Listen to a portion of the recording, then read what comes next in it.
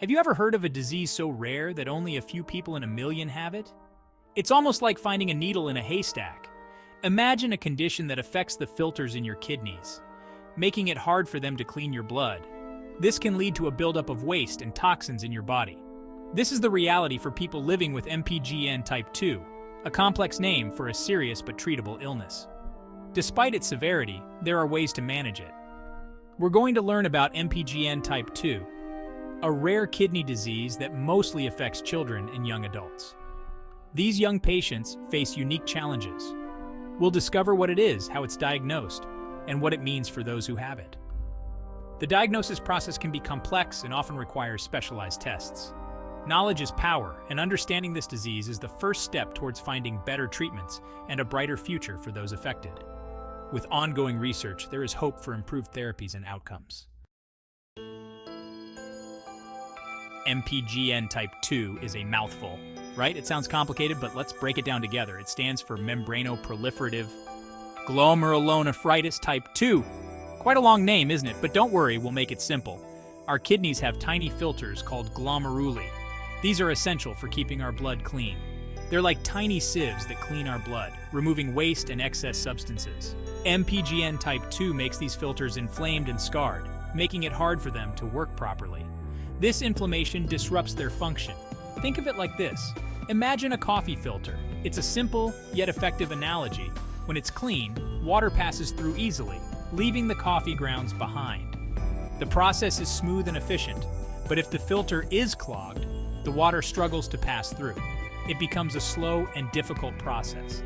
That's what happens to the glomeruli in MPGN Type II. They become clogged and inefficient.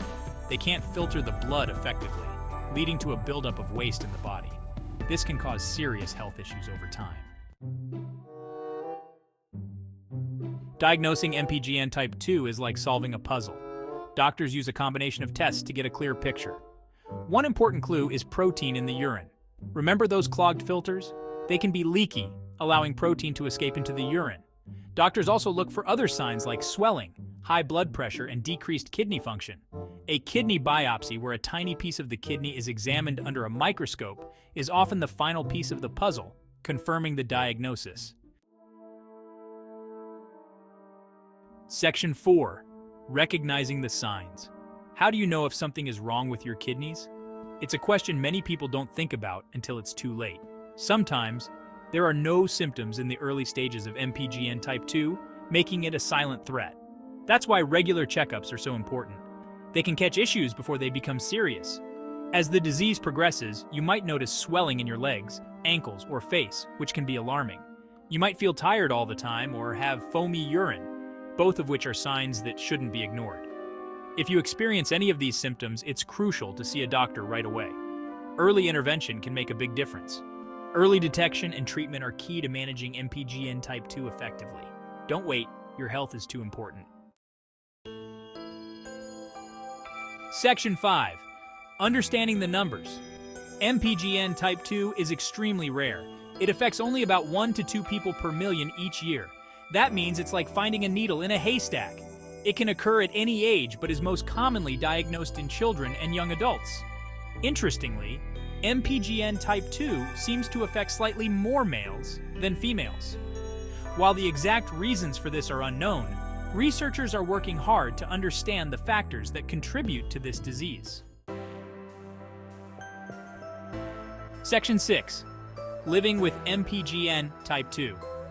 Life with MPGN Type II can be challenging, but it's important to remember that it's manageable with the right care. Treatment focuses on slowing down the progression of the disease and managing the symptoms. Medications can help control blood pressure, reduce inflammation, and suppress the immune system. In some cases, dialysis or even a kidney transplant might be necessary. The good news is that with advances in medicine, people with MPGN Type II are living longer and healthier lives. Section 7. A message of hope. While MPGN Type II is a serious condition, there's always hope. Researchers are constantly working to develop new and better treatments. With early diagnosis, proper medical care, and a positive outlook, people with MPGN Type II can live full and meaningful lives. Remember, you're not alone on this journey. There are support groups, healthcare professionals, and loved ones who can provide guidance and encouragement every step of the way. Keep learning, stay positive, and never give up hope.